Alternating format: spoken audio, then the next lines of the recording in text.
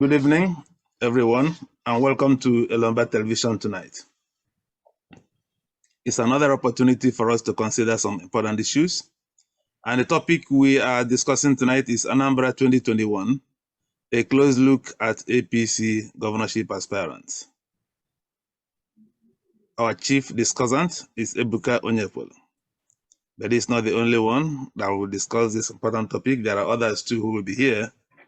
Some of them have not joined, so we expect them to join very soon to discuss this important subject, to look critically at those who have picked up nomination forms in the All Progressive Congress to contest for the Anambra governorship election. So, Mr. Ebuka Onyekwelu, we welcome you to the program. Thank you, please. We are also honored to have in our midst Otumba Olabode Oseini. Otumba, you are welcome as always, and it's welcome to offer your opinion on the subject. Thank you very much for having me. Yes, we have team. I can see others are also joining, so we wouldn't team, please be adding them as they join. So, Ebuka, yes. Do you know, are you aware of how many people have picked up nomination forms to contest for the governorship under the APC banner? Yes, I think so far about 12 persons have picked the nomination forms and the expression of interest forms to run for the office of the governor of Anambra State come November 6th on the platform of the All Progressive All Progressives Congress, that's APC. Well, I first of all want to appreciate the fact that you are coming up with this very novel idea, because the whole essence of democracy, has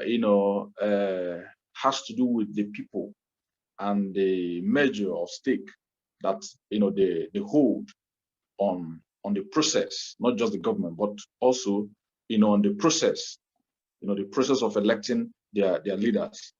Now, the whole process of democracy, starts from the primary election. What this means is that most times the primary elections, are wholly, party affair, and which gives limited number of persons, the opportunity or the chance to be able to, to participate in the process, through which political parties are able to, to arrive at, their flag bearer for any election. The implication of this is that even the members of the party, not all members of the party have equal rights at deciding who becomes the flag bearer for their respective political parties. Now, the process has also been, further, brought, it has further alienated some persons within the party or within the party, arrangement as it is from participating. That's when we now, decide who becomes the party flag bearer from what we call what we call the delegate system. Now, when you have a handful of party members, party men and women, deciding who becomes the party flag bearer through the delegate system. What that means is that we have also further, limited the chances for the people, to take part in this very important aspect of our democratic process. Now, when you look further into this, you will see that at the end of the day, during the general elections, the people are limited in their options because you cannot vote for someone who is not in the ballot. And so the process of arriving at who becomes the flag bearer of any political party, is also very important. In fact, more important than even the general election itself.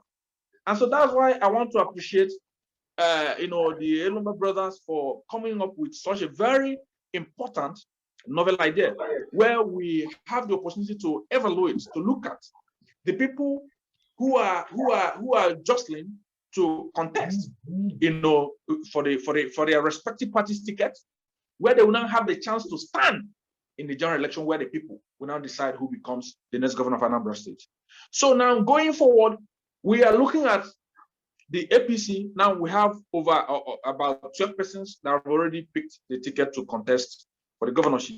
Yes, let's mention the names of the 12 persons. Once more, before we go into that, I want to kind of echo what you have just said, being the essence of this program. We noticed that in Nigeria, election is merely a ritual where some people, the citizens will not know anything about them until about six months to the election, and then people start coming out and contest for governor. And then after that, after the election, they all go to sleep.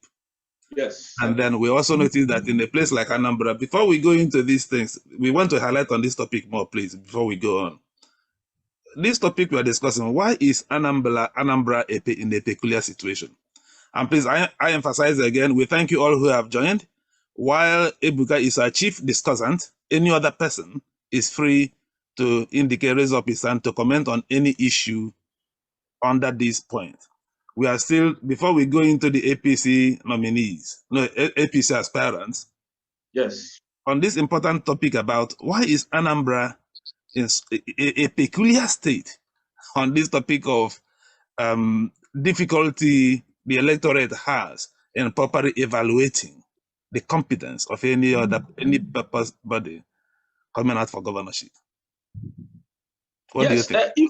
If I will comment on that, Anambra State is peculiar because when you have a situation where success is not strange, where you have a lot of people who are successful, where you have a lot of people who can do, where you have in other words, as in military terms, where you have a balance of power, where you have balance of power. Balance of terror. Or maybe balance of terror, so where people have equal capacities or capabilities to cause the same or similar measure of maybe success or destruction, as the case may be.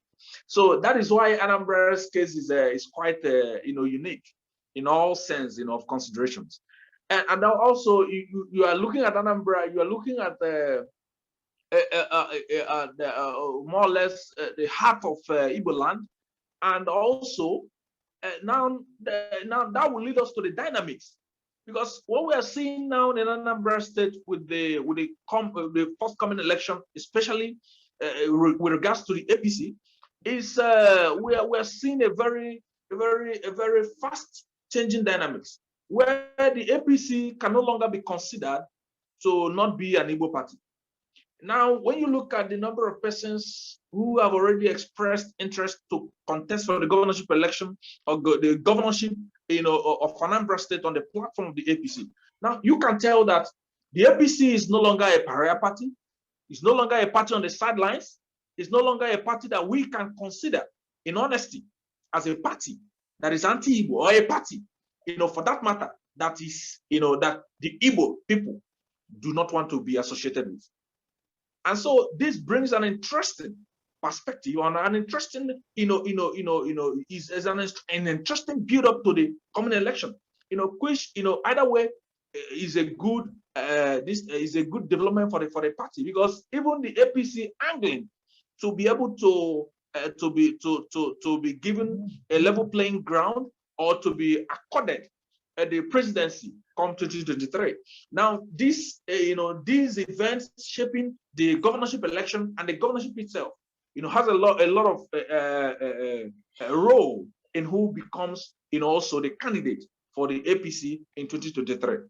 All right, let's now move into the gist of the topic. Now, in APC, we now have 12 people who have picked up their nomination forms. Let's have the list of the names we have already. We have now.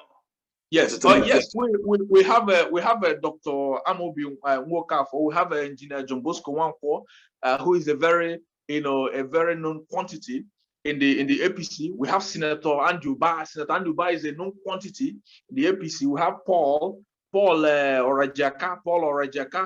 We have Chief Maxwell Okoye. We have Chief Ben Etiaba. Etiaba, remember Etiaba, the role he played during the Osun State governorship election. Remember Chief Azuka Okwuosa. Azuka Okwuosa is a well-known, personality. We also have Chief George Moghalu. Chief George Moghalu has been in the lineup of the APC, almost throughout his political life, since 1999. We have Dr. Chidozie Nwankwo, a very successful businessman. We have a retired Colonel Geoff, Onyejekwe, and we have Chief Chidozie Mado, and finally we have Reverend Godwin Chukwu Okonkwo. So these are the persons that have so far picked up the nomination and expression of interest to contest for the office of Governor of Anambra State on the platform of the APC. Okay, well, thank you. So we have 12. Those in the audience, are we missing anyone? Are we missing anybody here? Please let us know. Is there another person that have picked up nomination forms which we have not mentioned? But I think we have all of them. If that indeed is true, let's now see number one on our list. We have number one, Dr. Amobi Nwokafor. What do we know about him? Yeah, Dr. Nwokafor, Okabone, Dr. Nwokafor. Well, he's a man that is doing well for himself. Not so much is known about him in terms of politics. But I think he's not a lightweight, considering his contributions, in the corporate, world, so far. So I do not think that he's someone that can be dismissed. The only thing I'm seeing is that with the quite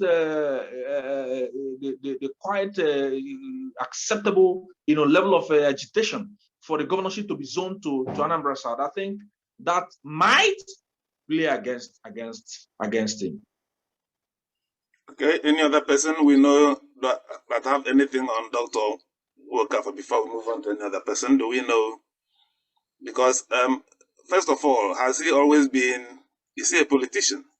Because frankly, there are criteria we will use to evaluate these guys tonight. What criteria do we have to evaluate them? Number one, name recognition. Number two, is there any religious advantage? Yes. Number three, how popular is the person? Number four, Anambra is a state of billionaires. We talked about the balance of terror, and we remember when we say balance of terror, it means that if you want to contest to be the governor of Anambra State, for instance, and you say it will cost me 5 billion, someone tell me just put down 5 billion naira before you even think about it.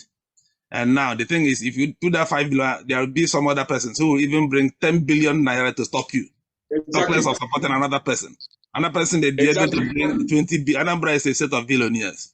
So if you are contesting, do we have the finance? How popular are you? Are you a philanthropist? Yes. Anambra is a state known for philanthropy. So if you are not a philanthropist in Anambra State, I don't see how you will ever make it. Number four, stakeholders. Anambra is a state where there are people who have made politics their business. We have someone like Atoeze. Every year he must find somebody to support. We have a Nwokafor, we have all those big guys. Now, what about the elite? Do you have elite support? What about the youth? What is their chances to pick up your party's flag bearer? What is your image? Are you a vagabond? How disciplined are you? And finally, even if you pick up your party's post, what is your chances in the general election?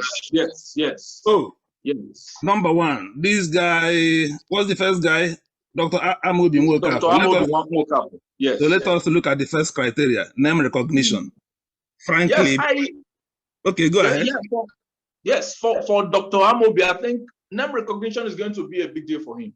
In fact, the only basis upon which people are now trying to make one or two searches on him is just because of one of the billboards that he has in Oka. He erected a very powerful billboard, a very high-rise standing billboard. And so I think because of that, so people are beginning to question, I mean, who is this Amobi Nwokafor of a guy? I think that's the only thing. In fact, even myself, I got to know him, through the billboard. Because of the billboard, I started, asking questions. Who is this guy? Who is this guy? So name recognition is going to be a problem for him. Although in politics, name recognition, could be an advantage and also could be, a very big disadvantage. For instance, there are some names that, even though recognized, becomes a source of, disadvantage for some contestants.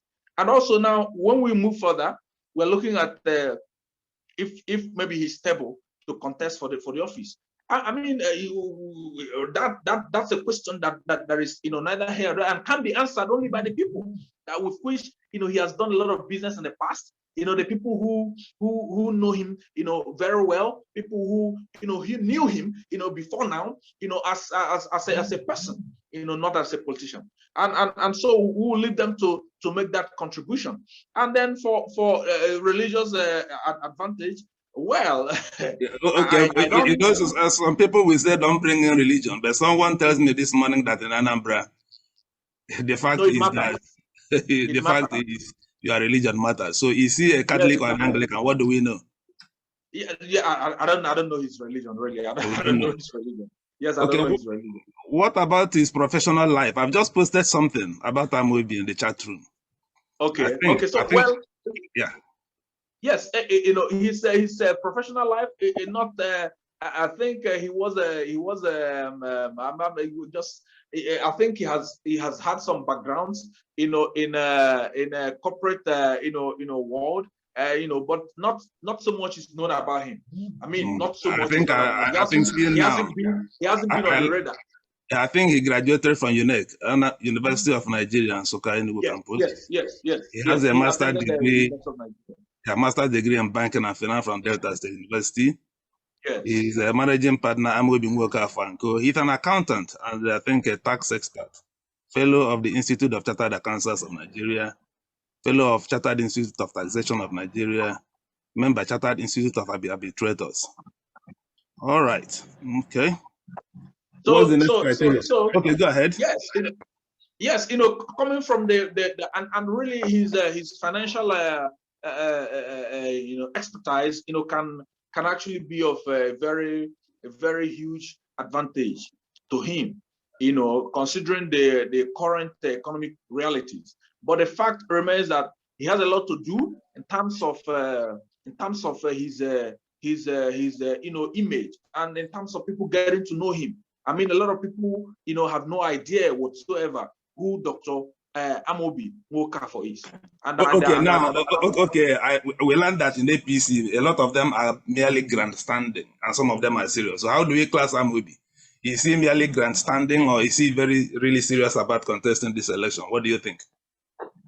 Well, I haven't heard about anything about, because if anybody who is serious about contesting election, two things. Number one, the person must engage in ward talk, must engage in local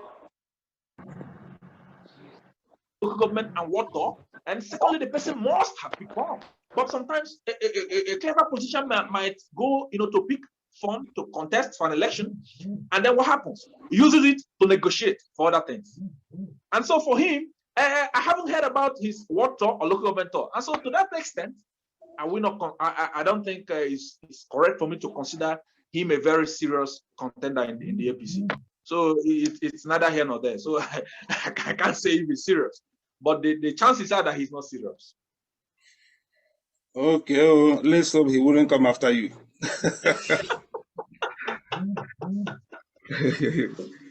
All right. Does anybody in the audience have a contrary view? Is he grandstanding, or is he a serious contestant? Anybody?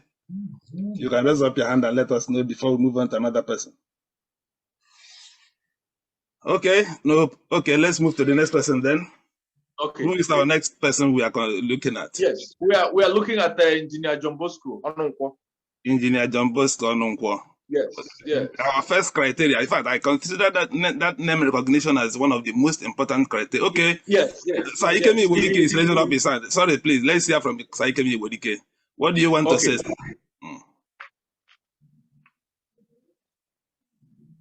Can you please unmute yourself? Without wasting time, I think I've done that now. Thank you for the opportunity.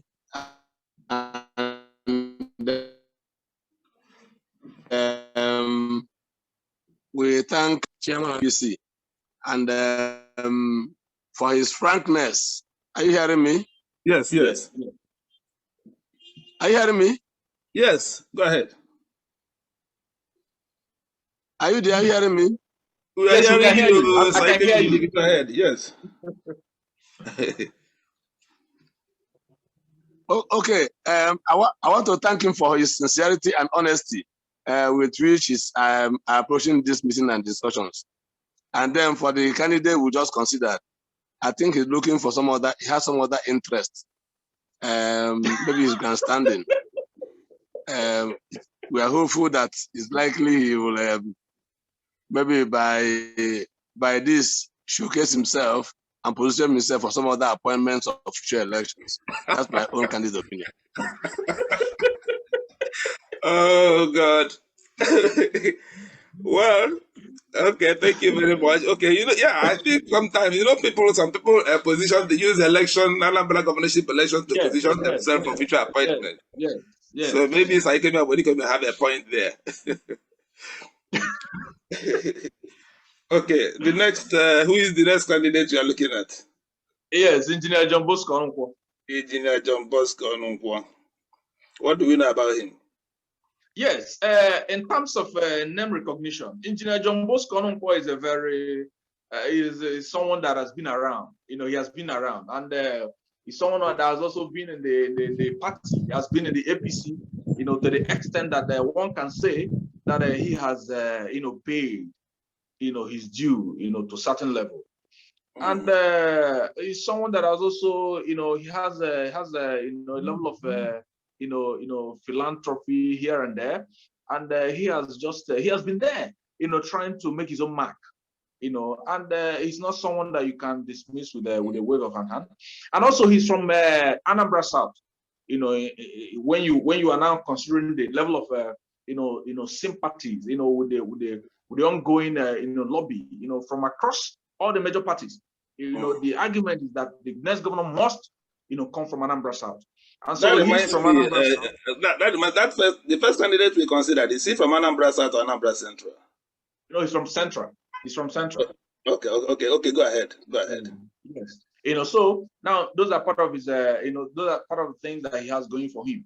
But also he has also contested the election a couple of times. And, that might look like a kind of a disadvantage for him, because when you look at the history of Anambra State, you find out that people who have contested, more than once, twice, they usually do not stand any chance to win, the governorship. But that notwithstanding, he has, his own strength going for him, and also in terms of the religious. Politics, in Anambra State, I think he's in the good books. He's in the good books of those, the purveyors of the gatekeepers of Anambra, religious, politics. He's in the good books. And then when you are looking at if he's popular, I think he's popular. He's popular, and then the suitability to contest for office. To the extent, that he's known, to the extent that he's known. But when we're now looking at, if he can fund his election, if he has some billions with which he can fund his election. Well, I know that Johnbosco Onunkwo is a very, successful businessman.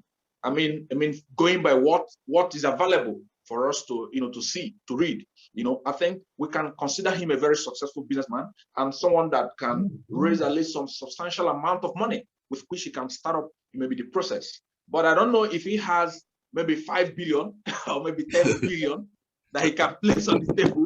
Let me read something about Johnbosco Onunkwo that I have here. Okay, please. He's from Achala village in Umuchu, Agbako local government area of Anambra State.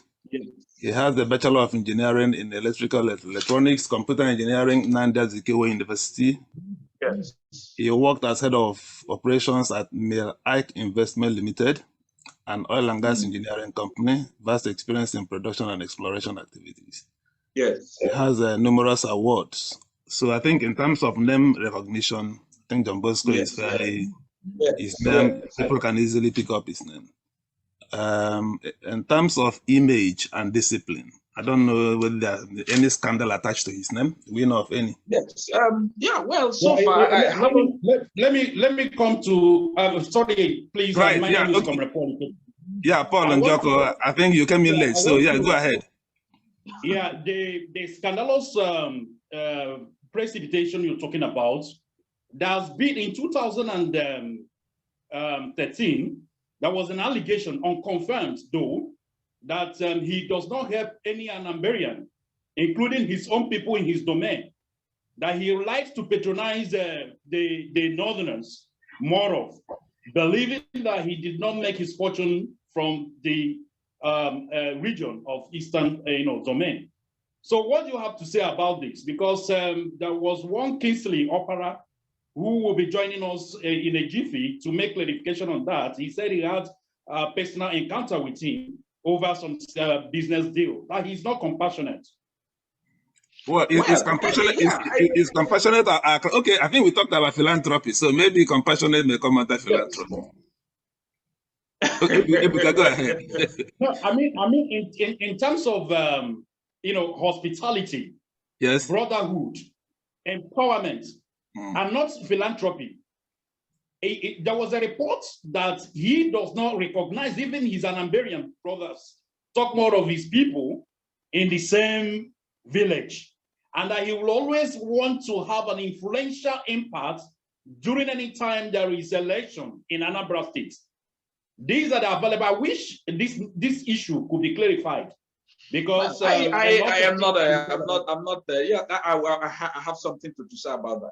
In all fairness, in all fairness, I think in all fairness, I think I've heard, in fact, I've heard and I've seen people, that have been helped by Engineer Johnbosco Onunkwo. He doesn't know me in person, but I'm aware of this, and also I'm aware that I think it was this year that he commissioned at the diocese of Onitsha. He commissioned a skill acquisition center, not the regular skill acquisition center. I mean a standard skill acquisition center. He commissioned at the Onitsha. Excuse me. That is the reportage we had about, that he always come around near to the election and starts politicking by commissioning some certain buildings and structures for people. And of course, whenever the election is off he goes. He doesn't remember his people. He has no list of people he gives scholarship in his list. Otherwise, he should have published it. So the report is that he is not a philanthropist in reality. And that he goes about parading that he's a philanthropist during 2 to 1 year to election and goes off. Immediately the election, could not favor him. And I wish one of his aides can come around here to defend that. Well, I think what you're saying is actually left for the aides to to comment on that. But what I know is that I'm aware that he has given scholarship to a number of indigent students here in UNIZIK, and I'm aware that he has built and commissioned a very standard skill acquisition center at the diocese in Onitsha. And I think in all fairness, let us. I think at this point, let us be as much as let's restrict ourselves to those criteria we have. So that's why I asked this information about helping others. If it comes under philanthropy, then that's fine. Ms. Anjako, before you join, we gave I think 10 criteria on which to join these people. So that I'm not saying that your point is not important. Please don't misunderstand me. But when discussing this type of issues, let's be careful not to make it sound like a beer parlor discussion. I don't know whether you are getting my drift. It's all right. Yeah. No, just be correct. I recognize the importance of what you said, because we discussed in Anambra, you must be a philanthropist. Yes. To contest elections. So if you have not really done anything for your people, I don't see how you can come around and say let other people from other communities. Okay, if I may ask you this question, please. The philanthropy are coming about to discuss. Is it a conditional philanthropist that will always come, during the election in order to democratize. Moderator, please, I'm raising my hands. Okay, let's call Moderator, I'm raising my hands. Okay, Saibodike, come in. Please, I want to bring in a note of caution. Yes. So that we won't be in the chairman of APC in a very bad light. We know that most of the people here have interest in one candidate or the other. And then putting him on the spot to stand defending every candidate, some of them he knows, some of them he doesn't know. Some of us begin to raise issues that can be libelous. So I think we will need to exercise some caution. If we want to discuss a candidate, we better bring up the candidates and with his men to come and defend himself, not subjecting the chairman of APC to start defending some of these allegations that will be libelous. At the end of the day, maybe putting the chairman of the party on a very bad spot. Let's restrict ourselves to major issues have been raised by the moderator in this meeting without having to subject him to certain other very extraneous issues about these candidates. Exactly. Please, that's my opinion. It is my own opinion, sir. With all due respect, I think I've been involved in what it calls structural politics. And I also understand the principles of philanthropy. I don't care, or we don't care, both of us, or most of us who are interested to seeing that the best candidate emerges in this Anambra state election. We are not interested to seeing any person from any particular party. We are not interested whether you are from APC or PDP. What we are interested in is to make sure we identify any rogue, any uncouth human being who is using philanthropy, all right, structures and engage philanthropy. People. All right, let's move ahead because we have a limited time, and also I think we have to also make this point that APC being discussed today. Next week Saturday will be the turn of PDP, so it's not about party or anything. It's not about party, yeah. Okay, what's the next name on our list? Yes, the next name we have Senator Emmanuel Nnamdi. Well, if you ask, I think the first criteria, Andiuba will get 100% name recognition. Yeah. You know, Andiuba is not someone that is unknown. You know, he's a very, very, very, very known quantity, and in fact, he has been, in power from 1999 until in fact the first time he was out of power was the time he stayed only 2 weeks as governor of Anambra State. That was the only time that he wasn't that he was out of power, and he stayed for the next about almost 4 years, and then he got into the Senate where he spent 8 years in the Senate, and then he has been out of power again the second time in 21 years, within from 2019, till date. So he is someone that is vast in the political makeup and arrangement of Nigeria, and also someone that is highly connected and also politically skilled. He's a very skilled politician and also a very smooth, mover. He knows how to, have his way around. And for someone like that, he's not someone that can be dismissed.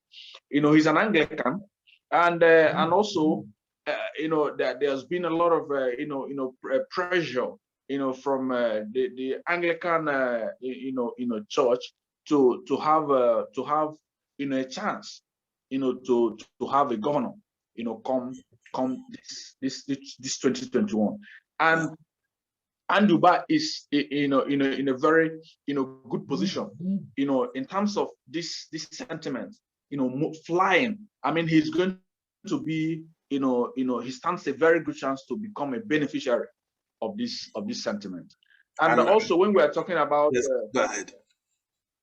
Yes, so when we are talking about if he has the money, to fund the election, as at 2020, that was when he was governor for 2 weeks.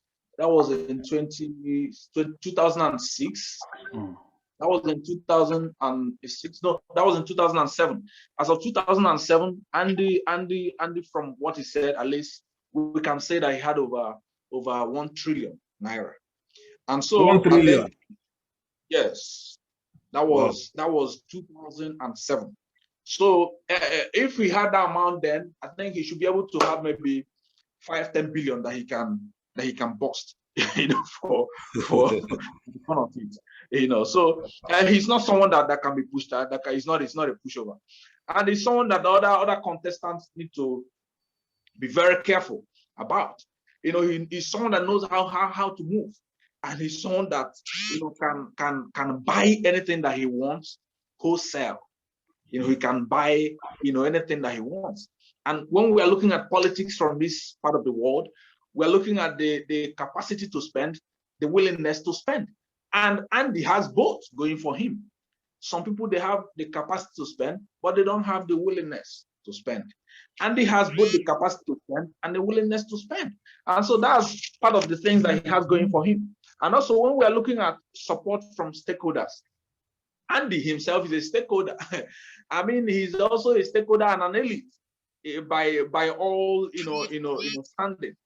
And so he has even though he doesn't have a very smooth relationship with them, with just a few people, but he has a lot going for him. I mean, having been in power over this number of years, he has also, by virtue of being in power, by the virtue of his positions, that he has occupied over the years, empowered some people, and he has also helped some people.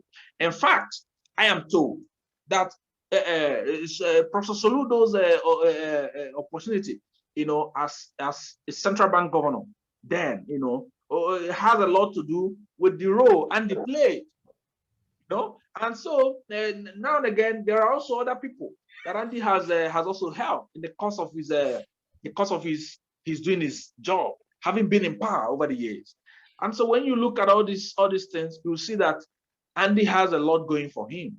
And also he has very formidable relationship with the presidency and the current, APC, formation.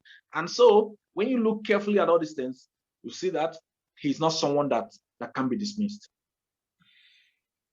I don't have much to disagree with you on some of these points. I don't know whether there is any of the Senator Andy Obas here that we invited in the audience, because yes, in terms of finance, we will say he's there, elite, and he's one of the top elites. I learned that, I think, when he was there was the time, even though he was a senator, if you're a senator to visit him, everybody will queue up, lining up to see their fellow senator in his office, and they was that powerful.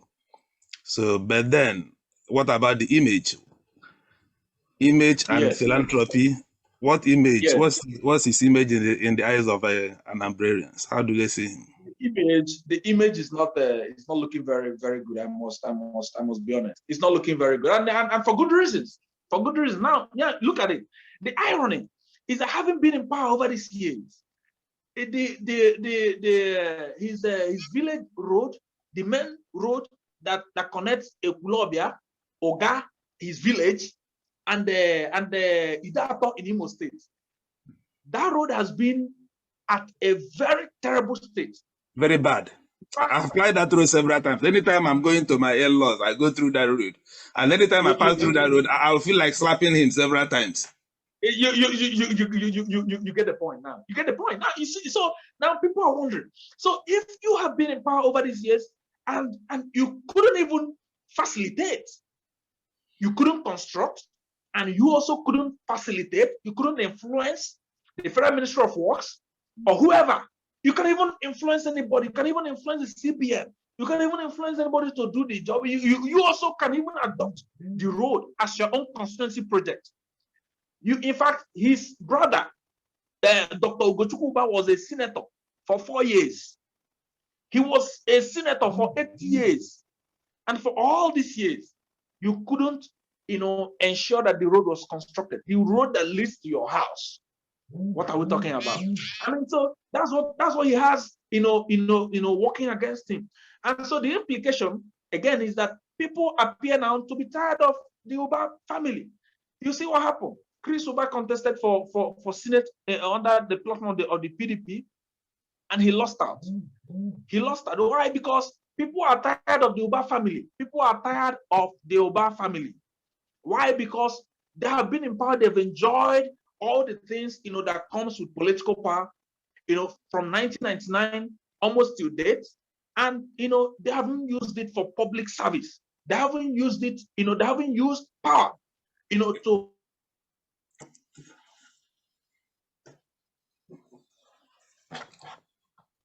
enhance.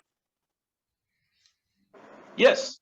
So talking of the Oba family, I think I'm also hearing that his brother Ugochukwu Uba, I don't know how far it's true. Yes, also pick nomination forms in PDP. Is that true, or is it a what party? Or Chris Uba? Which of them has true, also? yeah, it's true. So yes. So what are they trying to do? And the Uba pick nomination form in APC. Yes. Ugochukwu Uba pick nomination form in another party. Let me also surprise you. Let me also surprise you. They are not the first. They are not the only family doing that in Anambra State. As of today, Emeka Etiaba has picked up the form for governorship under the platform of the PDP. Then Chief Ben Etiaba has also picked form to contest for the same governorship under. We will deal with that because we also speak about the Etiaba along the line. So, but it's important that we bring this matter up because the idea of this program is to let people know who are actually contesting. And again, we also learned that Senator Ikechukwu Obiora of the Accord Party, or it in 2007, alleged that Andy Oba forged his work certificate and did not have any higher education. I don't know whether he has challenged that, but that was the allegation. In fact, as at the last time I attempted to follow these all these allegations. In fact, I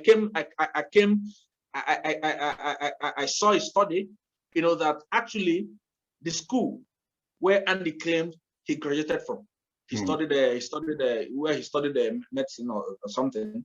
There was record of his admission, but no record of graduation. There was record of admission, but no record of graduation. And so it stands to reason, if that be the truth, that perhaps Andy was admitted into the school, but he didn't graduate for maybe one reason or the other. And you have to understand that also, Andy wasn't having a very smooth ride in the US. He wasn't having it all rosy in the US, up until 1999 when he joined, when he came back to join President Olusegun Obasanjo as his advisor or aide, as his domestic aide, and which then is the position. And then so how did he make his trillions of naira that he's not claiming to be worth then? Well, when you look at the way Nigeria is structured to function, you wouldn't find it very difficult to know how the monies are made. Now, for instance, in fact, Andy can actually make a billion without touching public funds by the virtue of his position. Okay, let's how? Okay, how? Yeah, okay, briefly. Yeah, round up, please. Yeah. Okay. Now look at it. Now, with his position, it means he's in charge of he can actually influence, people coming to meet with the president. I can tell you here now that to meet with the president of Nigeria, if you are the person in charge that can influence both corporate organizations, individuals, there are people who can pay you $1 million so that you can facilitate them meeting with the president. In fact, it also happens at state levels. That is also corruption. If you ask me, that is also corruption, influence peddling. Yes, influence power. Yes, it's corruption. Yes, it's undue advantage of one's. Okay. Yeah. So thank you very much, Ebube. What do you have to say on this point, or in any other point we are discussing? You are still raising up your hand. Yes. Just to say to the chairman of APC. No, he's not the chairman of APC. I think I wanted to correct that before. He's not the chairman of APC. But he's one of the stalwarts in APC, is he not? You mean our discussant? Yes. No. It's okay. It's okay. Well, no, I'm just not, to say that no, I'm not. If APC wants to participate in the election, but not to win, they can give their ticket to Andy Uba, who lost to Ifenna Uba in his town during the last election. So if APC wants to just participate in the election for participation's sake, but if they want to participate in the election to win, they should consider not giving their ticket to Andy Uba. That's what I think. Okay, let's move on. Our time is ticking. Our next person is Mr. Paul Orajiaka. What do you know about him? Yes, very quickly. Paul Orajiaka, I just got to know about him like a year or so ago. When he suddenly started, putting up billboards all over the place. So I started asking, who is this guy? Who is this guy? So I heard he has a political interest, like he wants to run for the governorship. So I mean, apart from that, I think he was born in Onitsha. He has been around, but name recognition is almost zero. So in other words, on name recognition, he scored 0. Yeah, zero, yes, almost 0. Yes. And then a lot of people. But I think the billboard that he tried to erect. Okay. Yes, the billboard that he tried to set up, that like a year ago, tried to make people to start asking, who is Paul Orajiaka? What is he up to? Okay, this is what we know about. I just posted something on the chat room about what we know about Paul Orajiaka. He is an entrepreneur born in Onitsha, spent his childhood in Delta State. He has a degree in accounting from University of Lagos, master's in public administration, doctorate in business. Attended a program at Harvard Kennedy School of Government. He has received some awards, Ashoka Africa Social Entrepreneur, founder and chairman of Alden Group, a firm that manufactures and sells African tin toys, in particular Unity dolls. His father was a businessman, lived in Warri. So, in terms of business, when did he join APC? Do we know? On what date did he join APC? Well, initially when he started, when I started seeing his billboards all over the place, I immediately read, that this must be political, and it happens that it happened that when I started, inquiring, I got to know that he was trying to, to prepare, to run for the governorship. So, but as at then, he wasn't using any political, party. It's just like Dr. Chidozie. Initially they didn't use any political platform. They were just kind of neutral. They didn't want to appear, So that's so how should we class this type of people? How do we class these people who wanted to contest for governor but doesn't have any political experience at all? Where do we class them? Well, yes, it's a problem. It's a problem, and I don't think those people should be, should be considered. This might look quite hard, but that is the reality. Because from what I've seen, if you come into government house, it's going to take you nothing less than 3 to 4 years to be able to get accustomed to some of these things, to be able to know what is really happening. For you to be able to get full grip of your government, you have to be there. You have to stay for a while. Now, through these years, a lot of things must have gone wrong. That's why most times in Nigeria, you find a situation where the governor or whoever spend more than one tenure in office without having been conversant. You spend a total of 4 years, and yet you are not conversant with what obtains in your office. And so it's a problem. It's a minus. So I think we need to start thinking in development. I always ask this question: how will someone who wants to contest for a political position wouldn't first of all go into politics to understudy the process? Understand. Yes, and then contest for one small political post, stay there. Yes. Get the feel of it, know how to do all these their political gerrymandering, shenanigans, whatever before. Yeah. And then, so why would you stay less than a year to the election? You simply jump out and say, I want to contest for governor with no political party, no political anything. How does it work? Well, it's something that I think we need to start thinking beyond that. We need to start seeing politics from developmental, viewpoint. So the whole essence is that people are looking at this as just something that you just have to go and grab power. After all, it's just an executive position. You just stay there and give order and tell an issue, order and just sign check and do this and that. But it's beyond that, because you as a person need to have full understanding of what you are going to do. You also need to be conversant with the people who are there. For instance, if someone who is conversant with how the politics of Anambra State operates, if we have someone like that as governor, it will be difficult for people to mislead him, or for people to shortchange him, or for people to connive, and try to rip the state off, relying on his bounded rationality. That's relying on his ignorance of how the system works. Okay. And so it's something that we need to start talking about. I think we need to emphasize more on experience. People need experience. Governance is not something that you just walk into, you just stumble into, you just get done. No. That's a debate for another day. Let's check the next person. Maxwell. Maxwell Okoye. Yes. Have we had this name before? No. I haven't. So should we spend time on me, or should we move on? Are they part of this grandstanding?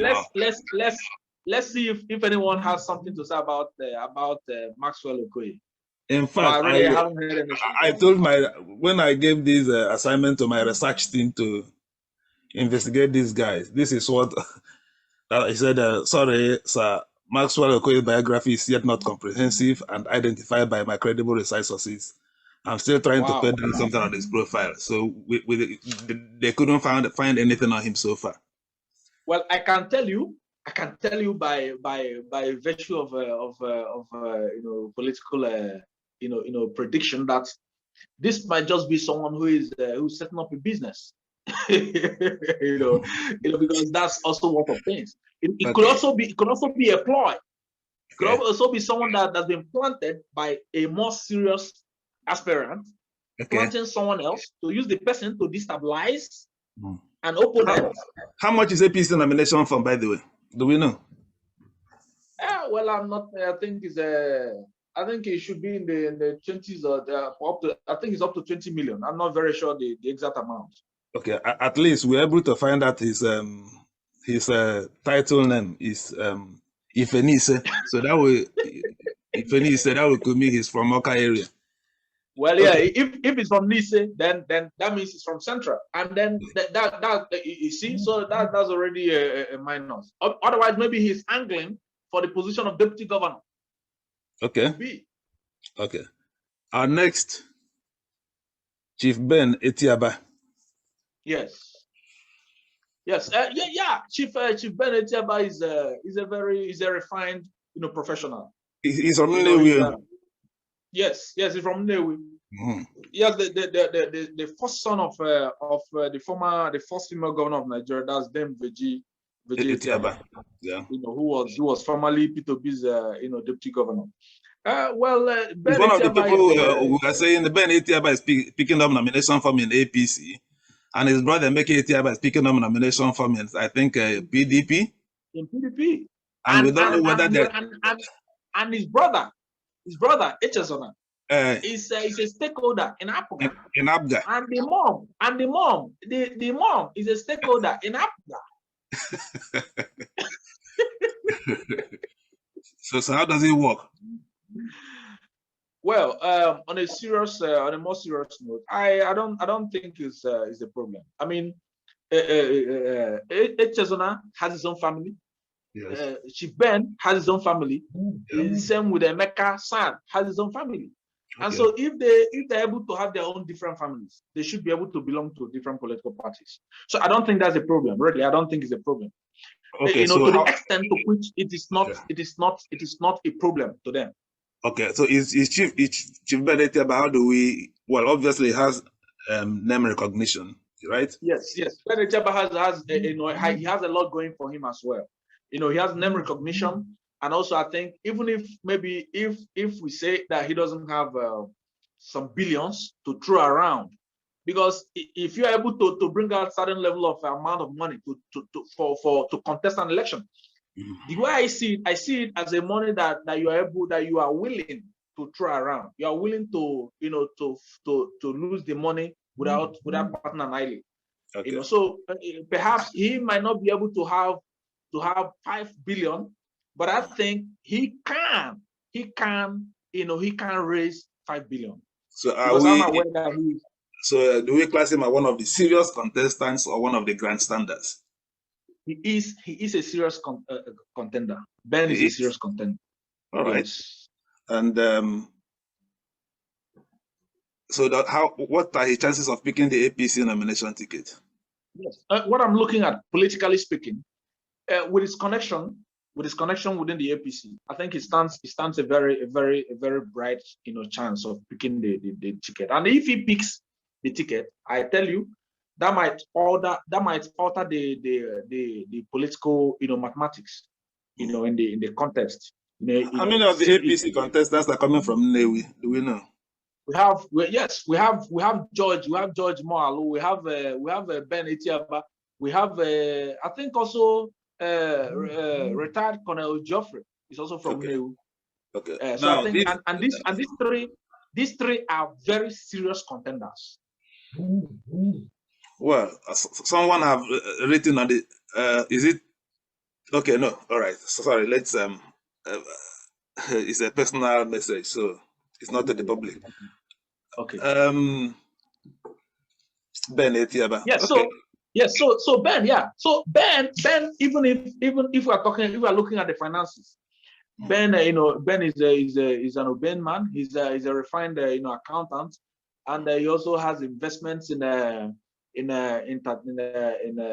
leisure and tours, the hotel industry, and also vast. He has contacts, vast contacts, and so I believe that he can raise the fund for his campaign, for his election, and I think he also has the mental capacity, and he has a lot going for him because of his connection, because of his connection with. Is there any scandal to his name? Any scandal? No, not at all. No, not that I know. None that I know. So he has a lot going for him, and also in terms of the religious, political, Is he an Anglican or a Catholic? Sorry, we are asking this religious question, but I just learned in the course of research for this subject that religion is an important element, so we have to say it. Very important. In fact, I have to say. Do you know in Anambra State today? Do you know if for instance someone calls me today and they want to give me an appointment into something? Do you know I can be considered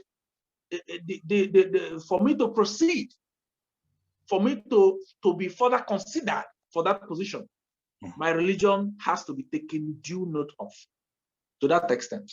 Wow. And so it's something that has gone out of hand, if I am to say that. So is Ben Etiaba a Catholic or an Anglican then? He's an Anglican. Yeah. All right. Ben is an Anglican. Yes. Who is our next person we are looking at? So the next person we have Chief. Is anybody raising up his hand? No, nobody raising his hand. All right, let's continue. Yes, I think I saw a message there. I saw a message from someone. He said Colonel Geoffrey Onyejekwe is from Ichi. Okay, I think he's one of the people that we'll discuss when we get to him. Yes. I just wanted to note that. Okay. Yes. Okay, so we have Chief Azuka Okwuosa. All right. Yes. Name recognition. I think I recognize the name. Perfect. I recognize the name. Okwuosa family is a very noble family in Orifte. Very noble family, Rift. Yes, they've been able to make a lot of name for themselves, and build a lot of pedigree, to the name as well. And so they have a lot going for them. They are vastly connected, in the business world, the oil and gas sector. I think they also. I learned that his elder brother is Emeka Okwuosa. Emeka Okwuosa, yes, that's the elder brother. The guy that have this oil and gas company awarded the AKK $2.6 billion AKK gas project to Ajokuta, Kaduna, Kano. Yes, Oyesab. Okay. Yes. So they have a lot going for them. One of their brothers is also with the government of Anambra State. I think he's the director of the Azuka Capital Territory Development Commission. One of his brother, another of his brother again. Yes, one of the brothers. Yes, one of the brothers. So they have a lot going for them. They have a lot of contact.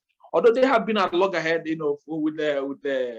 with another illustrious son of Orifte, that their brother, Nwokafor. I don't know what they're dragging. I learned that Azuka Okwuosa used to be a stooge of Nwokafor in those days. Nwokafor helped him, something like that. Yes. Because Azuka has been around. Azuka has been the political guy, in the Okwuosa family. He has been around. And so he has been around for a while. And he appears to have national connection as well. He appears to be connected with some people at the national level in APC. Yes, he is. But I think much of what the Okwuosas have going for them, revolves around their elder brother. That's Emeka Okwuosa, the one that owns Oyesab.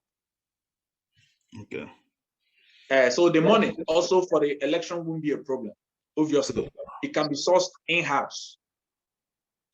Who is connected with? Is this a person? Okay, this is okay. Azuka Okwuosa from Orifite in Anambra State. So Anambra South. Okay, good for him. Yes, Anambra South. What is his image? I think that they are Anglican. What is his image in the eyes of the Anambra people? What do you think? The image issue. Yeah, I think people don't really know Azuka, much as a person, but the Okwuosa family is well known. Has he held any political? Has he held any political post in the past? None that I can remember at the moment. None that I can remember. No. I think he used to be an aide to Atiku Abubakar in those days. No, he has been around. Politically he has been around. I think, like I said before, he's the political guy. He has held the position before. Sorry? Okay. He has held the position before. What was the position? Are you hearing me? Yes, we are hearing you. What position? Go ahead. Nnewi North Local Government Chairman. Oh, yes. Oh, sorry. Nnewi North Local Government Chairman. That was a long time chairman. Ago. But it is also to his credit that illegal structures were erected and at the Nwokafor market. Yes, I remember. Long time ago. That reminds me when he was the chairman of Nnewi North Local Government. His tenure. It is to his credit that all the legal structures were sold. Yes. All the places that were not meant to have structures were sold illegally and erected during his time. And if you get to the market, you'll find that the master plan has been compromised. Exactly. That's exactly.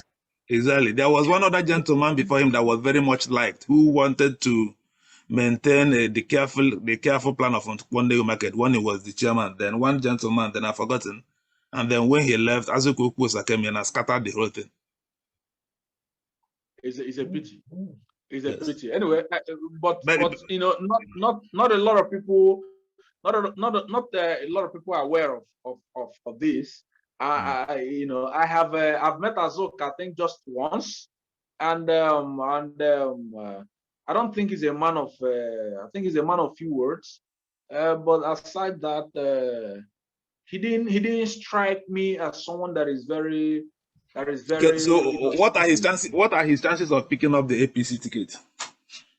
I think he should be. I think he's relying on the connections, the family connections. Family connections, yes. Okay. It's family connections. And, who is okay? Any other thing before let's go to our next guy. Our time is flying. Our next guy I think just the family connection is about it. It's about it. I don't nothing much. He didn't strike. He didn't strike me as a very savvy individual. So. Okay. So I don't know. I don't really know much. Our next guy is Our next guy is Chief George Moore. Yes. Chief George Moore has been around. In fact, if I am to go by what, excuse me, please. Let me put something on Azuka Okwuosa on the forum. I think I just noticed here that I was saying something about him for the benefit of our viewers. Okay, please go ahead. Yeah. I posted something on the chat room. Okay, yes. Something about, it said Azuka was a knight of the Anglican Church, mentored by Dim Chukwu, a billionaire, is chief executive officer of the All-Serve Group, which is chaired, the chairman is his brother, declared to run for governor, respected local government chairman of years old, Nnewi later became a commissioner for works in Anambra State, senatorial candidate of Agba in 2003. 3 years. In 2019, he was a senatorial aspirant from Anambra South on the platform of APC. So like you said, he's been around. So just wants to bring out this point. Let's go to the next gentleman. Dr. George Moghalu, please. Go ahead. Yes.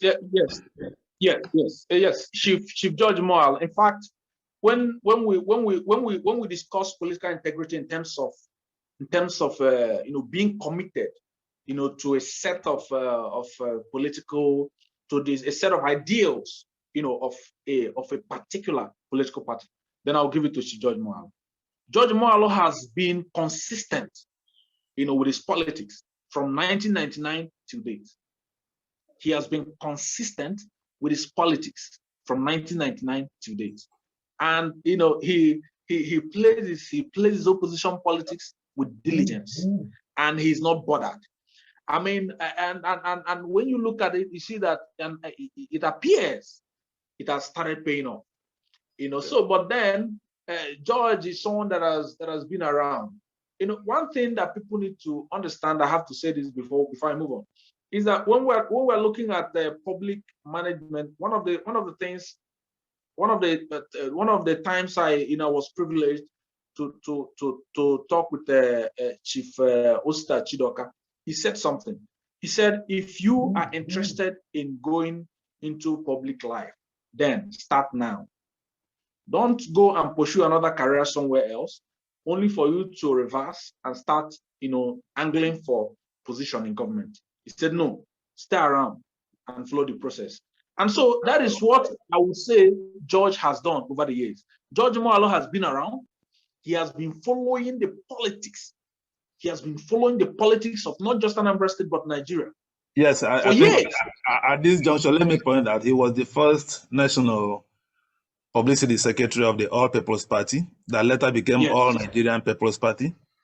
Yes. And in 2003, he was the governorship candidate of ANPP in Anambra State. Yes.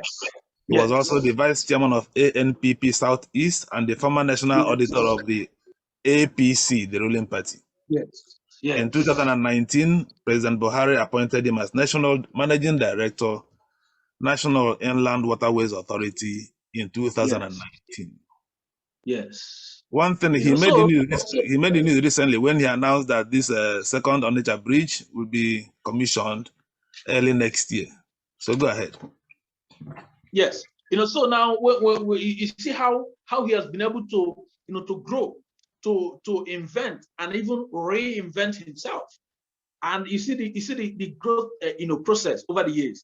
And so for a personality like that, and then again, George is elitist. He's elitist. Anybody that has been privileged, to communicate or to discuss with George, says that George is elitist. Because of the way he carries himself. He What about carries his himself image? above board. Does he have any Yes. scandal to his name? No scandal, no scandal, no Well, scandal that at is all. the, when I asked this question in the course of preparation for this program, I was told that the role he played as the managing director of National Inland Waterways regarding Onitsha Port is not favorable. And that this Onitsha Port now would have been functional, but for the obstructive role he and someone else I wouldn't want to mention here is playing. That contract has been awarded to someone with the professional expertise to do the job, but for one reason or the other, they are playing politics with the issue, and that is why this Onitsha Port is not functioning now as we speak. But because I do not have all the information now, so I will not go into much detail, it is still subject for investigation. Yes, I also yes, became I aware agree with you. he's possibly trying to use this Onitsha Port and the second Niger bridge to play politics this year. Yes, I agree with you. And again, I heard he has a lot going for him within the presidency. Yes, he has a lot going for him within the presidency because of his long-term relationship with Buhari, President Buhari, and some of the key members of the government. So George has a lot of. In fact, from certain very serious predictions, it's expected that maybe George Moghalu should pick the Let's get to that at the conclusion of this. We will get to who is most likely. Okay. Yeah. So who is our next? Who is the next person? Yes, the next person we have Dr. Chidozie Nwankwo. Very controversial, is he? Yes. Dr. Chidozie Nwankwo, he has no name recognition, but he has taken the field. I've just posted something on him now. Go ahead. Yes. So he has installed himself. He has been able to to install himself. He has been able to to make his name to be recognized by the people. Whether we liked it or we don't like it. How was he able to do this? And like about a year or more ago, he started putting up billboards, signposts all over the place. Every nook and cranny of Anambra State. Whenever you turn around, you see Dr. Chidozie Nwankwo, either extending felicitations or maybe preaching caution for the COVID during the peak or the confusion period of the COVID pandemic, or just felicitating, extending felicitations to people like during Christmas and also during the New Year, festivities. And you have his billboards and signposts all over the place with his pictures and also with the reminder that he is the CEO of Wishtech, roofing and all. So okay, yes, I think he's the guy who is the Wishtech, right? Yes. That's the guy. So with that, he was able to to place himself in a position where you can no longer say that you don't know him, that you've not heard about him. So by the time he permeated every nook and cranny of the state with billboards, with signposts all over the place. Anywhere you go, you must see something about Chidozie Nwankwo, looking at you in the face. And so you have Before we proceed, to start asking. Excuse me, please. Is Ibueli Arinze here? Ibueli Arinze, is he in the audience? Please raise up your hand if you are. We would like to hear from you. If not, go ahead, Ebube, please. Yes. So now, in the areas of, I learned he's banking heavily on the Pentecostal fellowship churches. Yes. That's another angle, because you see the religious politics, that's he describes himself as a man of God, an evangelist, and a pastor. Wow. This is his first attempt in politics. Yes. But he does not sound like a greenhorn. So well, someone who established a brand like Wishtech, of course, he's experienced. He's experienced in corporate management and also corporate governance, and also he's experienced in life. And so with that experience, he can leverage. He can leverage on a lot to to not sound like a greenhorn. And so with that experience, he can make up. He came from Oko. If it's a village in Oko, Orumba North. Yes, Oko. Yeah. Local authority. He's also in South. Are you observing the trend? Yeah. Most of these people they are from. And now Chidozie is also one of the most serious contenders in the APC. So okay. I'm not very conversant with his link or connection with the party hierarchy or the presidency, but I am aware that from what I've seen, from what I've observed, how long has he been in APC? Do you know? Or is it one of those jumping from one party to another? I think it's very new. Because even when he was putting up all these things, he wasn't using party. But again, be anything associated with the APC, people want to be very careful so that they won't be, positioning themselves as against or as antagonizing the interest of Igbo people. But the trend is changing, because right now we can no longer say, in honesty, that APC is not an Igbo party. We can no longer say in honesty that APC is not an Igbo party, because when you look at the level of the number of aspirants and the quality of the people who are aspiring, to be given the APC ticket, and also when you consider the number of well established stakeholders who are sympathetic to the APC. And also with the rise of the agitation that there should be Igbo president in 2023. And so it's the argument, there's a shift. All right, let's move. Let's move on. We have retired Colonel Geoff. Onyejekwe. Yes. Is he from Nnewi or where? Okay, from Orifite. Someone said he's from Ishi, but I think Geoffrey is from. Okay. Someone said it's from. My guess, I will confirm. I think Geoffrey is either from Nnewi in a Nnewi or from Ishi. Okay. Yes, I will confirm. Yes, I will Someone confirm. Says from in any event, he's from Nnewi South. So Anambra South. Sorry. Yes, he's from Anambra South. Yeah, that's the obvious. Yes, he's from Anambra South. Yeah, Geoffrey, he's a retired, he's a respected, colonel. He's from Ichi. Okay, I think I've confirmed. He's from Ichi Okusigo local government area. Oh, okay. That's good then. Still Anambra South. He has a lot, going for him.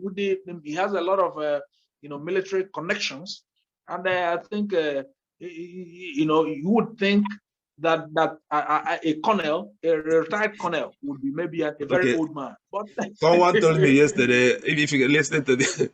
Someone said he could be described as a professional aspirant who has been around for some time.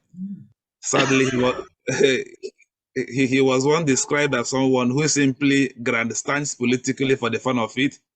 He often comes out for the Senate and next round goes for the governorship, and once he's settled, he disappears. Wow. All right. But anyway, who knows? After all, people said that of, what's his name? Donald Trump. Okay, Trump. That is not serious. Okay. Not serious. Okay, so Augustine Ike, please, can we hear from you? Please unmute yourself. I just did. Go ahead. I don't know. My video may not be too strong. No wahala. Go ahead. Yes. Go ahead. Yes, we can hear you. I wanted to state authoritatively that Colonel Geoff is from Ichi, and that co-party divide, that he appears to be the most learned of all of them by proximate degrees. With the data before me, he appears to be the most learned of them, because outside his WAEC, I can see that he has his own certificate of education with the Defense Academy, then University of Ibadan, certificate of education too, Then Bachelor's of Science, Honors in Architecture. He has Masters of Science in Architecture. He has Masters of, and some of these things are foreign degrees. So I want to state that in as much as he might have a political antecedent that might appear that he's not stable on stage, that he used to show face and go away. But sometimes showing face and going away in politics is announcing presence. Okay, you are announcing your presence for the bigger shots. I want to believe maybe this is the proper time he feels he wants to take the big shots. So the other time he's trying to say, I'm around, I'm coming. Okay, so sometimes not necessary that when people show up on stage and go back, it means that they are settled. I don't think he has ever been settled. He appears to be very disciplined before me, okay? He has a very good record. He has a very good record. Thank you very much for this important clarification. And also, someone said he grew up in his maternal home in Uruagan, Nnewi. In my eyes, that is a plus. I'm from Uruagan, Nnewi, so that's a plus for him.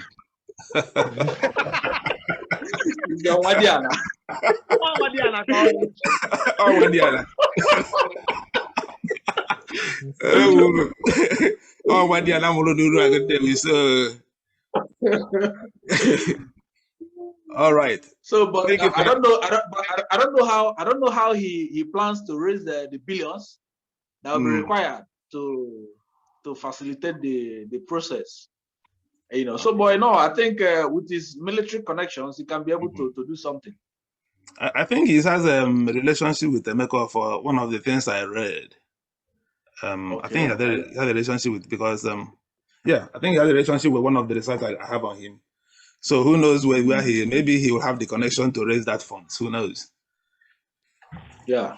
Like because we agreed that Anambra election is not a so you have to be really prepared with the billions. No, it's not precisely. Well, money is involved. Well, a lot of money. I think he will have the support of Emmanuel Okoye. Okay. Yes, I agree. So have a strong backing and support of Emmanuel Okoye, who is also a big player. Yeah. Also a big player. Yeah. In the criteria we are using, we say that you must have the support of very, very vital stakeholders in Anambra State. Because if you don't, someone may even spend 20 billion naira simply to stop you from contesting. Yes. So, yes, once you have that support, it's a very, very... All right. It's a plus. It's a plus. So who is our next... yes, we have Chidozie Mado. Chidozie Mado, nothing serious, I don't know. Nothing much, it's none of... Why is he answering Chidozie Mado? Is it Chidozie Mado? Okay, Chidozie Mado, Ebube Chukwu. Chidozie Mado, the only thing I know about him is that his title name is Ugwumba Owerezukala. Owerezukala should be... Owerezukala is not in Anambra South. So, where is Owerezukala? Okay. Owerezukala, I think it's like the boundary after Oko, isn't it? The boundary between I think it's the last city in Anambra State before you go into Abia State. If you are traveling through Oko, through Ajali and Co. If I'm not wrong, I think that is, if my recollection still serves me right. So Owerezukala may be, sorry? I think someone should help us, but I can't remember where Owerezukala is again. But if it's around that Oko side, then it's south. Yes. I was thinking is this side, this the Onitsha side. I was thinking is that what? Okay. I think Owerezukala is the last. I think it's the last community you'll pass after near Obunka before you go into Abia State. If you are going through that direction, after Oko, Ekulobia, Oko. Ajale, okay, Owerezukala. Okay, yes. You're right. You're right. He's south. So we don't know. But nothing. I don't know. I can't. Nothing much. I can't say anything much about him. So name recognition will be his problem. I don't think his aspiration is Okay, the last but by no means the least, before we go into the issue of electability, the last but not by no means the least is Reverend Godwin Chukwuma Okonkwo. Looking at our criteria, okay, someone said the Woolies Girl is around on nature, so I think I'm wrong in that aspect, but let's move. Thank you very much. Around on it, I'm getting, I'm just getting confused. Okay. Because I know that there is this, I know that there is a lot of around that Onitsha side. Okay. So if it's around Onitsha side, it's either central or not. Okay, I think someone has also told me. Someone has also told me in terms of political experience, he was the chairman of a political party in the past, and during the Abacha era, he did something from for Sani Abacha. I think there's controversy now. Someone is still saying that Owerri Zukala is in Orumba South. That is my recollection. So, yes, I want to align myself with that opinion. Okay. It's all right. Orumba South. Orumba South, that's my recollection, Orumba South. Because I know it's the last community before Anambra, before you go into Abia State. So in Orumba South. Another person, okay, Orumba, okay. Well, we'll go with Orumba. I think we go with Orumba South. Yeah. It's Anambra South. It's Anambra South. It's Anambra South. The last, but by no means the least, Reverend Godwin Okonkwo. What do you know about him? Do you know this gentleman? No, not that. I don't know much about it. I don't know much about it. I think I also think he's just maybe one of the new entrants. Just like perhaps Amobi Nwokafor, then Chief Mado. So is Reverend Chukwuma Okonkwo. Not much is known about him. Not much is known about him. So, but then I don't know if you're able to get some information. On I'm trying to see. Also, yeah, I think that is something. I got his biography. Just unfortunately, I didn't remember to get this before now. But he's let me get it. Let me see if I can. Okay. I have biography on Reverend Godwin. Because some of these people, especially those that are not from Anambra South, seeing that the ticket is going to the South, they might be angling for deputy governorship. Maybe to run to contest for Senate on the platform of the party. Okay, let me quickly say now before the quick one I can get now is that Reverend Godwin Okonkwo is the Reverend of the Anglican Communion, a former managing director of NNPC. Wow. A former managing director of NNPC. I have his biography. I don't know why. Can anybody tell us about Godwin Okonkwo before I proceed? I think one of the main problems he will have is name recognition. I'm aware the people are spoken to. The people have spoken to say he's a person of integrity. People who have related with him say he's a very nice person, but he will suffer from name recognition. They described him as a seasoned administrator, a technocrat, a man with vision, a leader with sincerity of purpose. Wow. He has foresight, administrative acumen, accumulated 3 years of experience, exposure, and education. He has a track record in Nigerian National Petroleum Corporation and has a okay, but still, name recognition will be a problem for him. And then what about finance? Even though you worked in NNPC, does that translate to? Does that translate to? The only having worked in NNPC, the only advantage I see there is the fact that he can be able to to start the process. He can start with some millions. He can start the process with some millions, and then maybe call some friends, colleagues, and colleagues, and some of his contacts in the oil industry. Can also help him to get some money. Yeah. I've just got his profile now. Okay, yes, I'm looking at it. Yeah. He's from Elombah. Yeah. He's from Elombah. Agbako local government of Anambra State.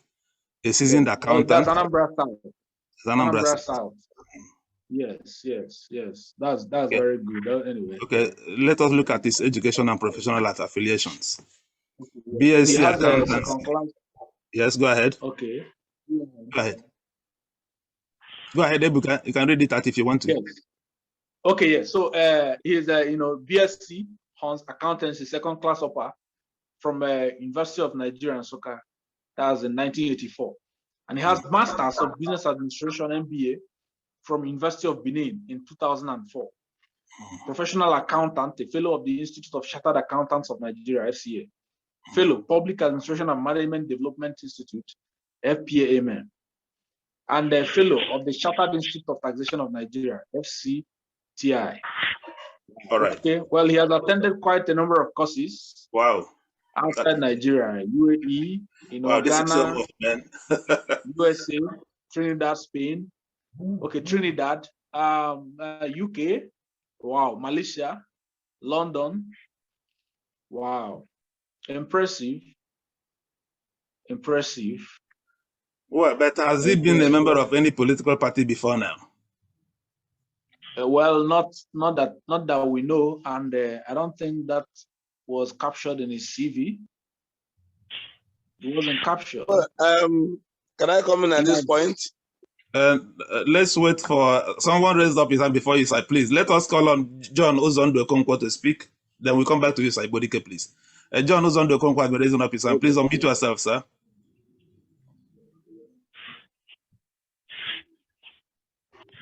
Hello. Yeah, John, go ahead.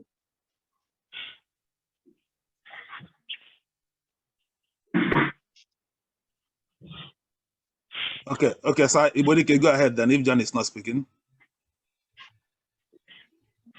Well, I want to believe that Anambra states have come to the point where they look at the personality of the contestants before they align themselves with them or cast a vote for them.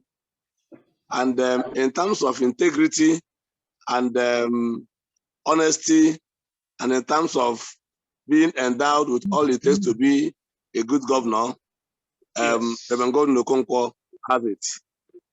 I know very well that he's also internationally exposed. Within the years he spent in NNPC, he worked for 7 years in NNPC London office, 2 years in NNPC France office, 1 year in NNPC Milan office, outside the international conferences and exposures he has. Within the time he was in NNPC, he was heading NNPC team to FAC, Federation Allocation Commission, where the national resources are shared between the government, 3 tiers of government. He was also heading APIMS at some point. In fact, he has a very wide exposure in public administration and all that.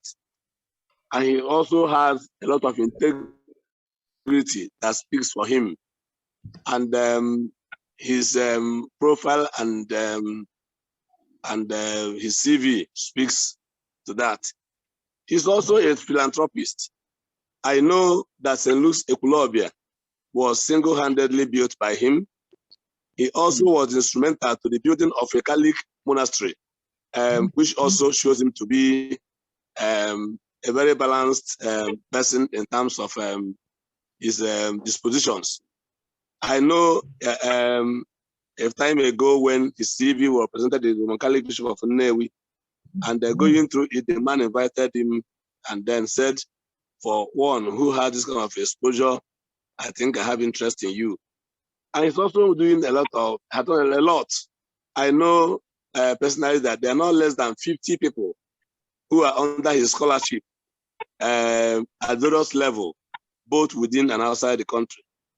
And he's a man who has positioned himself to be able to give a direction in Anambra State if given opportunity. All right, that's very good to know. Okay, let's also hear from Ejike Ndubuisi, please. Hello. Go ahead. Go ahead. Good evening. Good evening, everybody. And good evening. Sincere regards to the organizer and Elombah Television. Yes, I am Ejike Ndubizu. I am joining from Nnewi in Anambra. And of course, if you look at my background, you see Anambra Garden also. And I'm very sincerely happy for this kind of discussion that is going on. And I believe and I wish and advise that it is continued, you know, sustained and deepened the more. And then, having said this, I wish to say unequivocally, as a member and a stakeholder of the APC, that all our 12 aspirants that has just been x-rayed on this program are well qualified. And I take exception to the fact that we describe some as not having any name. As a matter of fact, before we had Mr. Peter Obi as a governor, he was not known anywhere, as much as I can remember. So every one of them is a potential better governor of Anambra State come March 17, 2022. But having said that again, I wish to touch on something which my brother Ebuka spoke about. He talked about the Igbo presidency. And like Anyibundi Igbo, I would like to say that in this 2021 election of Anambra, that Anyibundi Igbo na because the Igbo presidency of 2023 should be at the front burner of every Igbo man's agenda, because it is a quest that I would say its time has come. And then finally, I wish to say that what he spoke, that Chidozie told him, should be instructive to the youth of today. All of us listening to this program, and those that are not here also. Young people should endeavor to join the system on time and be on the queue and learn the ropes. We need to begin to, try to retire some of our old leaders and politicians. Like I always say, we the youth are the leaders of today. Our children are the leaders, will be the leaders of tomorrow, while our parents should be, or we are the leaders of yesterday, and our job is to always honor them and appreciate them and continue from where they stop. So our youth should wake up. I remember Peter Obi came in office in his 40s. He came into office in his 40s. But today, if you look at the age bracket, you find out that it's only very few of them that are in their 40s. Many are in their late 50s and even early 60s. So we need to reverse that trend and bring up agility and vibrancy into this game. Ending, I want to, on a lighter note, talk to my brother on this note, who is also listening, that I don't know why he dropped that ambition that I myself, as a young person, applauded. We need people of young mind, people of his caliber, be bold and make statements and not chicken away for whatever reason. So we need to, my whole point is that we need to today, as youth of Nigerians, as youth of this day, begin to take charge. And please let me correct something that I forgot. Chief Dr. George Moghalu has never been recorded for any crisis in the Onitsha Port River area that I know of. On the positive, on the flip side, he is the person as MD of Nnewi that facilitated the first batch that brought back over 50 containers through the waterways from Lagos to our people trading in the southeast. I'm a businessman and I can attest to this. So I don't know of any controversy. It was not reported anywhere, and I can say authoritatively that there has been no crisis, no whatever that is recorded in his name. So he's as clean every other candidate or any other aspirant that are in our great party, the APC. And like I said, I thank you most sincerely for this program, and I wish that it's sustained and awareness created so that more people can be part of it. Thank you so very much. We thank you very much for your submission. Galaxy Note 10 Plus, please let me know your name, and then I will call you. I will rename your device, and then you'll be able to speak. What's your name, sir? I am Colonel Architect Geoff Onyejekwe. For most of the times, I've been battling with the internet connection. I only just want to make a request that if this wonderful conversation you guys are having here are on record, if the Elombah television can oblige me with a copy. Thank you. That's very well. Thank you very much, sir. All right. I think he's one of the aspirants. Well, he didn't tell one of the us. aspirants. Well, he didn't tell us. If he is, he will have. Yeah, I think that's one of the aspirants. I am one of the aspirants, and I mentioned my name in full. All right. Let's see. Okay, let's see. Okay, let's see. Is it possible, sir, please, if you don't mind, for us to see your face, because you are a little bit hidden from your camera. Sorry. Are you seeing it properly now? Okay. Yes. Okay. Let me quickly ask you, sir. Yeah, were you here when we were discussing your aspiration? Have you joined by then? The internet went off, and I was battling with it. By the time I got back, you've already passed me. So I didn't hear a word. Okay, ndị be anyị sịrị na onye rere ọjị ka ọ gbarịcha ọjị nkụ maka na ha arị ukwu ọjị kwada.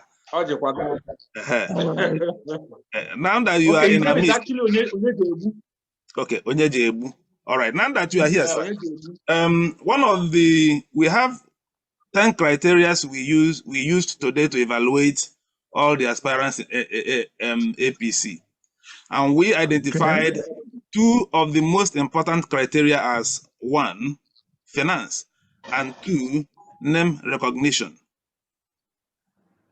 So we felt that in name recognition, yes, we said here that in name recognition, you may have a problem in that area. What do you have to say with regards to that issue in Anambra politics? How do you fare? Well, name recognition is if you have an interaction with the person, you know the person. I had run for the governorship of this state sometime in 2010. I was the National Convention Chairman, APGA, that removed Victor and they put Peter Max Ukwu from Hachi. Yes. I was the National Convention Chairman that did that of APGA.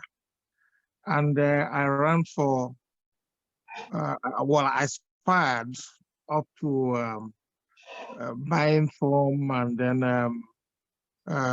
touring the whole 119 what we had in Anambra South in the 2019 Senate until the sitting senators of APC were all given automatic tickets. That stopped me. I also ran for national auditor of the party. And today, I am running for the governorship of this state, and I can tell you that the skill set I have, there is none in the field across the party lines that have them. Are you able to enlighten us briefly as to the skill set you're talking about? Yes, I am a man with multiple degrees in diverse disciplines. An architect and engineer with a PhD. I served in the army for 32 years, retiring 13 years ago. Because of this 32 years, I was the military attaché of this country in Washington, D.C., first ever from the right side of the Niger, because I believe that I am from the right side. I also commanded the brigade in Ibadan. Mokola was the acting GOC of 2 divisions, Nigerian Army, Edobo, cantonment also in Ibadan. I have been around. And I keep saying that if there is any in the field, whether APGA, APC, PDP, that is better than all this you're hearing. You bring the person on, I will support the person. That is the much I can tell you about my background. And if you're talking about name recognition. Yes, we thank you. Yeah, we thank you very much. We also identified finance as one of the problems a candidate may have, because Anambra is a set of billionaires. How would do you see that as a problem in your aspiration? I want to also let you know when it comes to finance, that finance is the first factor in political quadratic equation of Anambra State. The numerator, the first factor is finance. And fortunately, again, the first factor in the same quadratic equation, the denominator, the first factor also is finance. So when finance in numerator cancels the finance in denominator, you are left with the character of the person. You understand? Money is not an issue in Anambra State. Well, this is. I like the argument, you know, but well, it's debatable. It's debatable. Excuse me. The Anambra State is where you have the highest density per square mile of billionaires. If you are not a billionaire, there's every chance that you're living close to one, or there's every chance that one is from your kindred unit. That's correct. So money is not an issue. The issue is, yes. and the issue now is somebody with impeccable background. You understand? That is, if you watch all those who have become governor, tell me the billionaire you have known out of them. Just use your teeth now to start counting from those who know. Peter B was and he's a billionaire when he contested. Excuse me. Peter will tell you, I hope he listens to this, that he told me of food. He's my neighbor in First Stack. You understand? As at the time he was running, he was really living in a rented apartment that owned by Colonel Mike Atta. Ernest Atta, sorry, not Mike, Ernest Atta. All right? Peter never said he's a villain. He told me the people that gave him the biggest money. And I agree with you. His integrity took him to where I was the military. I had to give money from Washington, D.C. because I believed in the right person being in the office of the governor of the states. So please. Yes, let me clarify. Let me clarify one thing, sir. When we talk of money being a factor in Anambra politics, when we say that money is a big factor in Anambra politics, it doesn't always mean that that person must be able to have it in his pocket, but that he must have people. If he doesn't have by himself, then he must have stakeholders who will be able to bring out that money for him to use in the campaign. Very valid point. I think he acknowledged that. He acknowledged that too. All right. My next question, because he said. Okay, we thank you, sir. The final section of our discussion, because we have only about 8 to 10 minutes remaining. We want to go into the issue of who of these 12 people we have, using the criteria we have identified, who we have satisfies the most of them. We would like to organize a separate interview for you, but here we wouldn't want to give you the opportunity to say a lot of things. But we thank you very much for attending. But we want to give you the first shot. Now, how do you rate your chances among these 12 candidates? Excuse me, I am picking the ticket of APC and I'm going to be the next governor. Just forget it. Thank you very much. Chances are too bright and I know it. All right. Okay, we thank you very much, sir, for being with us tonight. We look forward to see more of you in the course of the days, especially towards granting us a very personal interview by yourself alone. Thank you very much for being with us. Now, let's see, from all the audience, we have 21 people here. We have discussed 12 people tonight. You are free to tell us, okay, based on the criteria, the 10 criteria we identified, who do you think, from what you have discussed, best satisfies this criteria? Let's start from Jauchi, Prof. J. Raising up his hand. Can you unmute yourself? Yeah, good evening, everybody. Good evening. Good evening, everybody. Yeah, go ahead. I go by the name Joachi Ochu. And I also have listened to this conversation from Dr. Amobi Nwokafor to Reverend Godwin Okonkwo.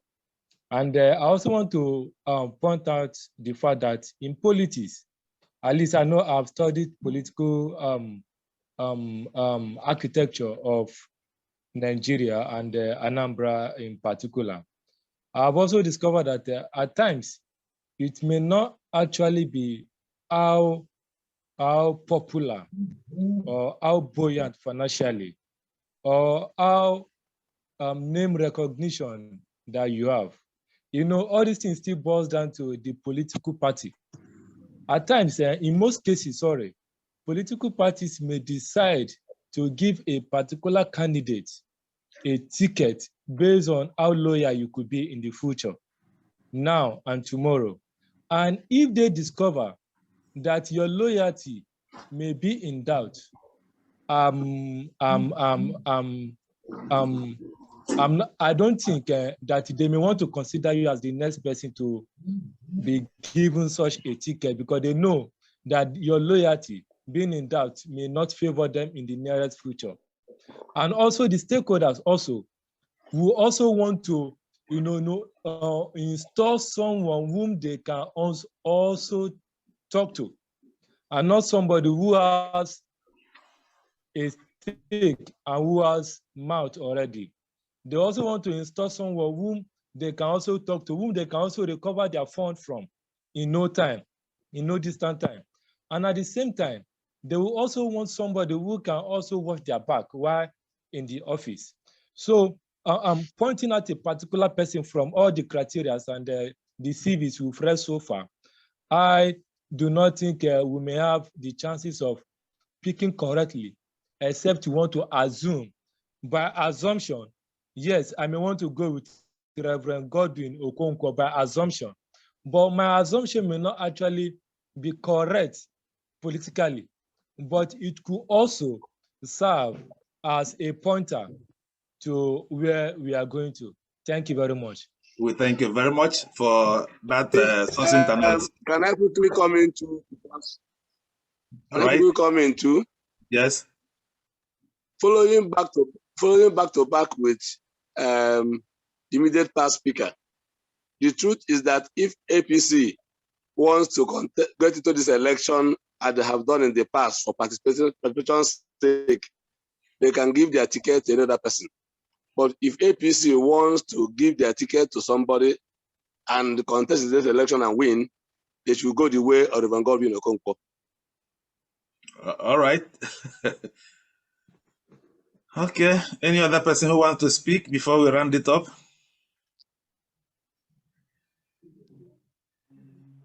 Because what do you think yourself? You know, I'm not. We wouldn't, because you are the chief discussant. I wouldn't like you to say. I wouldn't want you to pick one particular candidate, but give us an idea about 3 persons that you think best satisfies the criteria we have identified tonight. Give us 3. Yes, 3 persons. 3 persons. Then I'll go with George Moghalu. I'll go with Ben Etiaba. And I will go with retired Colonel Geoffrey. Is it because he's here? 3 persons. Is it because Colonel Geoffrey is here? Someone who has served in... No. But I did mention before that having been in the military, and with the military connection, he can be able to raise, fund. And also I now understand. I think there are some connections with stakeholders. With a particular stakeholder in each, right. So and the man has a lot of capacity and also capability. Someone that has a lot of money and also willing to spend the money. Okay. So with all these things in, okay. Thank you. Ejike Ndubizu, please. Can you unmute yourself? Ejike Ndubizu. Yes, I am here. Thank you. What I want to say is that Ejike, go ahead. Okay. Thank you very much. Thank you so very much. What I want to say is that as a member and an officer of this great party called the All Progressive Congress, I wouldn't be voting for any candidate, even though I have my sympathy. But like I said earlier, all these 12 aspirants are well qualified. And my point why I wanted to come back is that this is still a primary election that is in view. And by that standard, it means that it is just for the party members, the card-carrying members of the party, if it is going to be a direct primary, or the delegate, if it's going to be an indirect, or most probably a consensus among the 12 of them. So eventually someone will pop up. But what I want to assure you is that my great party will do everything in a very sincere, transparent, and open manner. We are working towards that, and we'll give the Anambra the best among these 12. Somebody will be the captain of this best 11. And this first 11 are going to deliver the result come November 6th and go into office 17th of March next year, and then deliver in the Igbo, most importantly, very, very importantly, to the center of Nigeria politics, because we can't afford to remain at the background. We need to come on top. And that is why I must call on every voter and anybody under the influence of my voice to do away with the primordial sentiment, all this local party in Kabonkai and Kabronkai. We need to take Ndi Igbo in the spirit of all that is happening in Igbo land today in the Southeast and in Anambra in particular. We need to take our rightful seat in the center government of Nigeria. Thank you so very much. We thank you very much for these for your submissions. Finally, Ebuka, how do you see the chances of APC in general in the Anambra governorship election? What I'm looking at really is, like I said before, the dynamics are already different. Yeah. As of now, the dynamics are different.